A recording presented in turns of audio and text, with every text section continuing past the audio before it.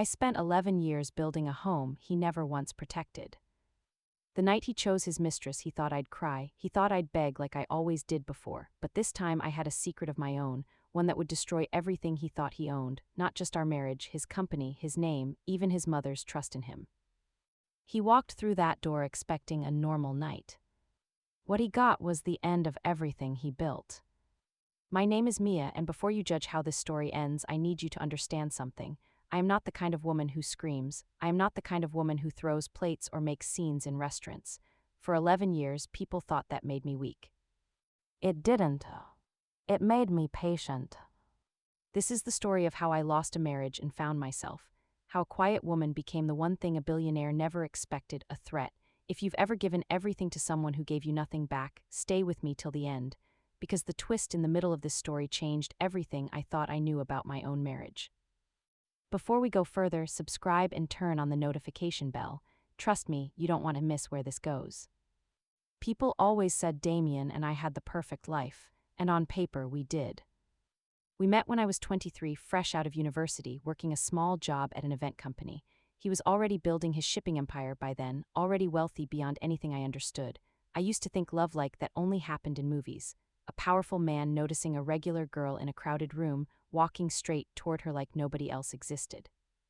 For the first few years, it really did feel like a fairy tale. The penthouse with floor-to-ceiling windows, the galas where my name was printed on the guest list in gold lettering, the dresses in soft ivory and champagne gold that designers sent just so I'd be photographed wearing them. But somewhere in those 11 years, the fairy tale became a routine, and the routine became a cage. A beautiful one, but a cage all the same.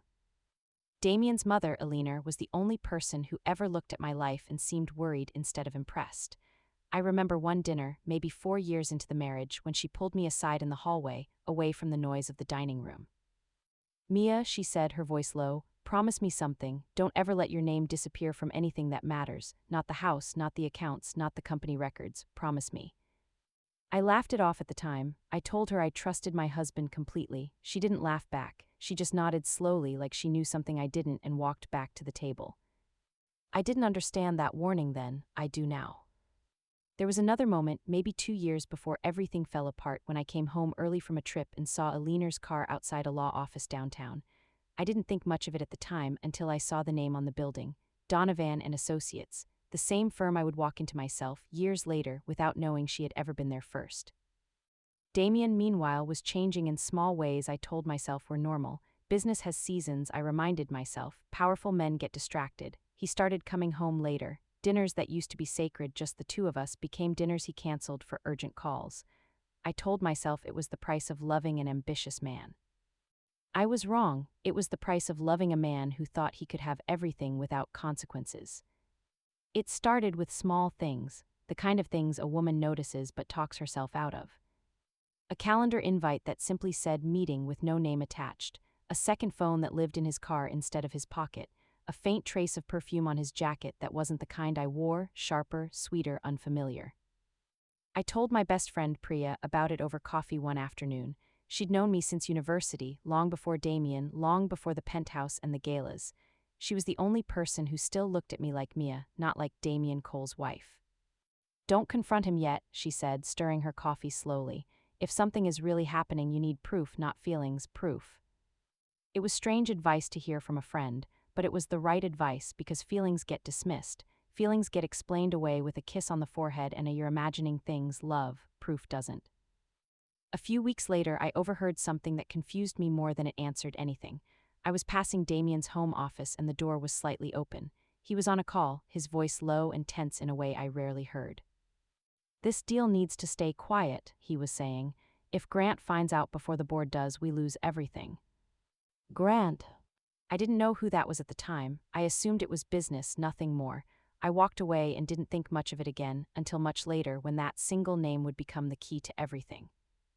I started watching more carefully after that, not obsessively, just carefully, the way you watch weather before a storm, noticing the wind change direction before the clouds even arrive. The night I finally saw it with my own eyes, I wasn't even planning to follow him. Damien told me he had a late dinner with investors. Something in his voice felt rehearsed, too smooth, too practiced.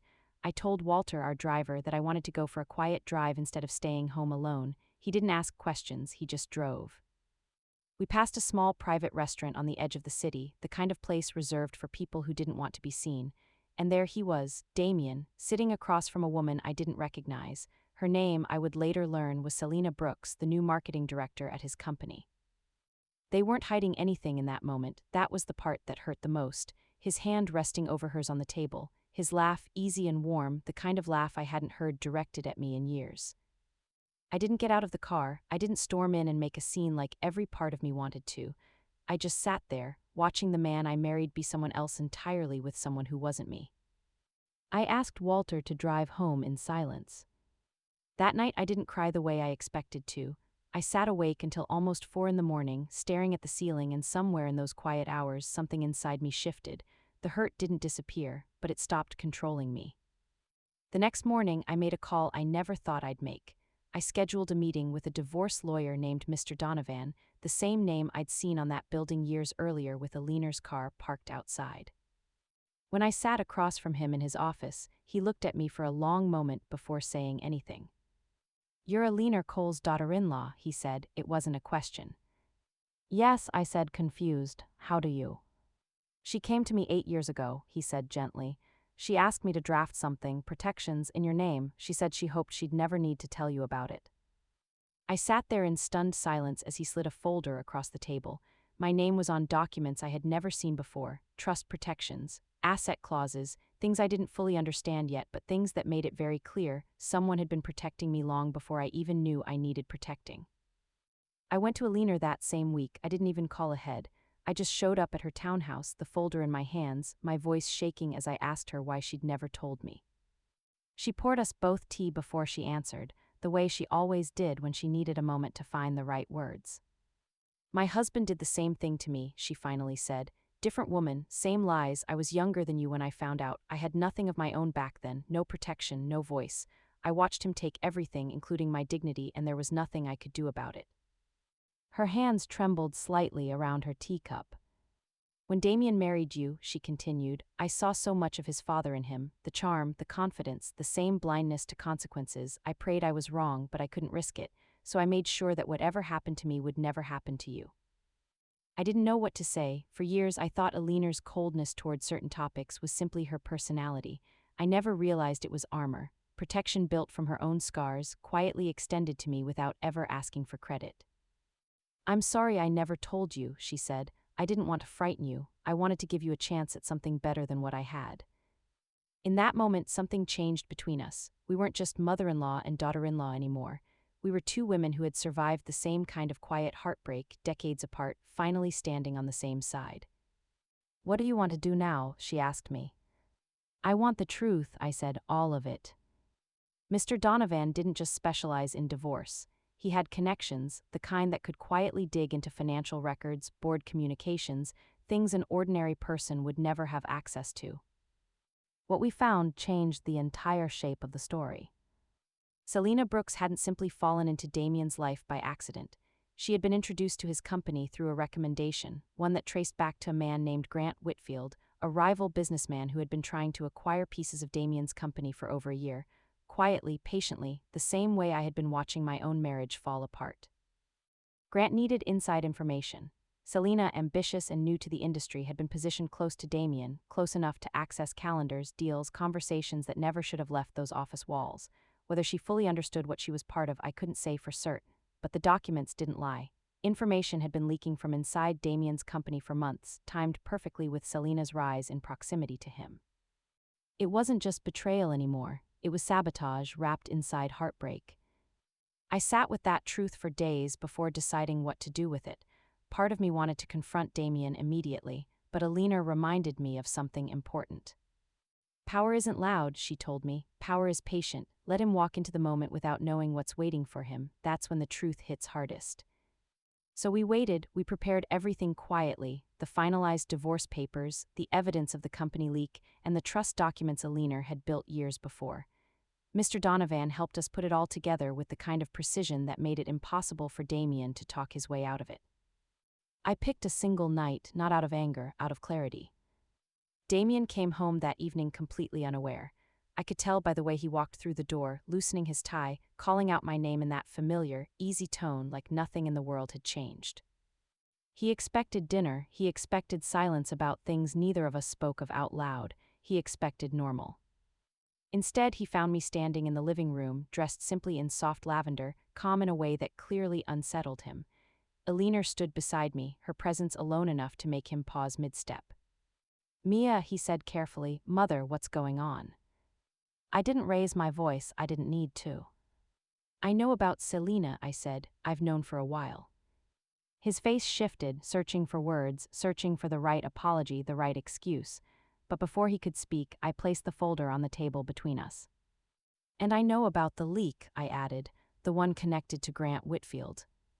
The color drained from his face in a way I had never seen before. This wasn't the shock of a man caught in an affair. This was the shock of a man realizing his entire empire was slipping through his fingers in the same 5 minutes as his marriage. "That's not," he started, "how do you even know that name?" "Because while you were busy choosing her," I said quietly, "I was busy protecting everything you never thought to protect, including your mother's trust in you." Billionaire stepped forward then, her voice steady. "I warned you once, Damien, about becoming your father, you didn't listen." He looked between the two of us, the divorce papers, the financial documents, the calm certainty on both our faces, and for the first time in our marriage, I watched him realize he had absolutely no control over what was about to happen. Selena, when confronted separately by Mr. Donovan's team days later, broke down upon learning the truth. She hadn't fully understood how deep Grant's manipulation went. She believed, foolishly, that what she had with Damien was real. Instead, she discovered she had simply been a tool, used by one man to destroy another, with her own heart caught in the wreckage. The weeks that followed moved quickly. The board, once they learned of the security leak, moved to restrict Damien's control over key company decisions. Billionaire's trust, the one she'd built years ago, gave me legal protection over assets Damien never imagined I'd have a claim to. It wasn't about greed. It was about fairness, finally, after 11 years of giving everything and receiving so little in return. Selena disappeared from the company entirely, used and discarded just as quickly by Grant once her usefulness ended. I won't pretend I felt nothing for her. In some strange way, I understood her more than I expected to. We had both trusted the same man in different ways, and we had both paid for it. Billionaire, for the first time in years, spoke publicly about standing by my side, openly distancing herself from her own son until, in her words, he earns back the family name he was so careless with. Damien tried more than once to reach me in those weeks, calls I didn't answer, messages I didn't reply to.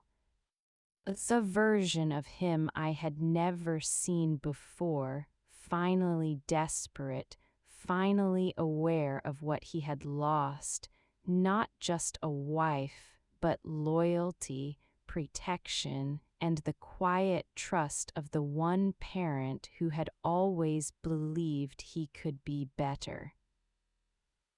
It was too late. A year later, my life looks nothing like it used to. I run my own venture now, something Billionaire helped me build from the ground up, separate from anything that ever belonged to Damien. My name is mine again, not borrowed, not attached to someone else's empire. I see Damien occasionally from a distance at events neither of us can quite avoid. He looks smaller somehow, surrounded by people but truly alone, having lost not just a marriage, but the trust of the one person who tried hardest to protect him from himself. People ask me sometimes if I regret staying quiet for so long, if I regret not confronting him the night I first saw him with Selena. I tell them the truth. My silence was never weakness, it was strategy. It gave me time to protect myself, to understand the full truth, to walk away not as a broken woman, but as one who finally chose herself. He came home that night expecting everything to be normal. Instead, he learned that the woman he thought would always wait quietly in the background had been the strongest person in the room all along. It's if you believe family loyalty matters more than money, type loyalty in the comments below. I'd love to know how many of you feel the same way I do. If this story moved you, please subscribe for more powerful, real-life inspired stories like this one. Share it with someone who needs to hear that staying quiet doesn't mean staying weak. And turn on notifications because next week's story might just be even more shocking than this one. Thank you for staying with me till the end. I'll see you in the next story.